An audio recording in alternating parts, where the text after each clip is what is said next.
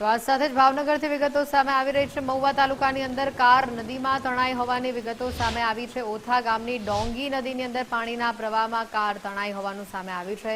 સદનસીબે નાળું આવી જતા કાર આગળ વધતા અટકી ગઈ હતી। કારની અંદર સવાર તમામ લોકો જે સુરક્ષિત હોવાની વિગતો સામે આવી છે। સૌથી મોટી રાહતની વાત તમામ લોકોનો બચાવ થઈ ગયો છે। સ્થાનિકોએ કારને પણ નદીમાંથી સલામત બહાર કાઢી હતી।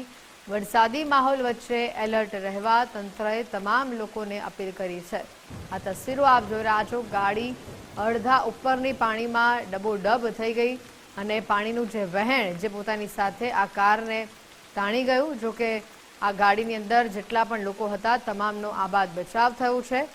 આગળની વિગતો ભાવનગરના તળાજા તાલુકામાંથી આવી રહી છે કે જ્યાં સાર્વત્રિક મેઘમહેર જોવા મળી રહી છે। કુંઢેલી, ઘાટરવાડા, ઠળિયા આ સહિતના ગામોમાં વરસાદ જોવા મળી રહ્યો છે। ધોધમાર વરસાદ વરસતા ખેડૂતોમાં ખુશીનો માહોલ છે। ખેતરો સુધી પાણી પહોંચતા ખેડૂતોના પાકને લાભ મળશે। વરસાદ વરસતા વાતાવરણમાં પણ અદ્ભુત ઠંડક પ્રસરી જવા પામી છે।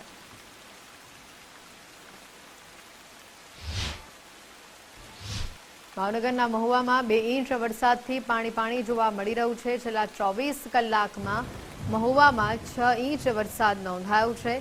જનતા પ્લોટ, વાસી તળાવ, ગાંધીબાગમાં પાણી ભરાયા છે। જનતા પ્લોટમાં લોકોના ઘરોમાં વરસાદી પાણી ઘૂસ્યા છે। પાણીનો નિકાલ ન થતાં સ્થાનિકોમાં મહુવા નગરપાલિકા સામે આક્રોશ છે।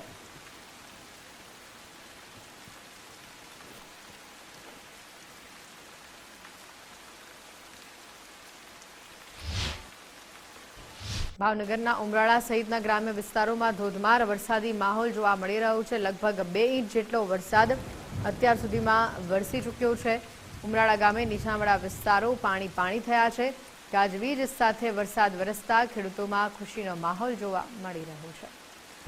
તસવીરો આપ જોઈ રહ્યા છો। ભાવનગરમાં ગાજવીજ સાથે વરસાદ વરસતા ખેડૂતોમાં ખુશીનો માહોલ જોવા મળી રહ્યો છે। તસવીરો ભાવનગરના ઉમરાળા સહિત વિવિધ વિસ્તારોમાંથી સામે આવી છે। રસ્તા ઉપર પાણી વહેતા થયા છે।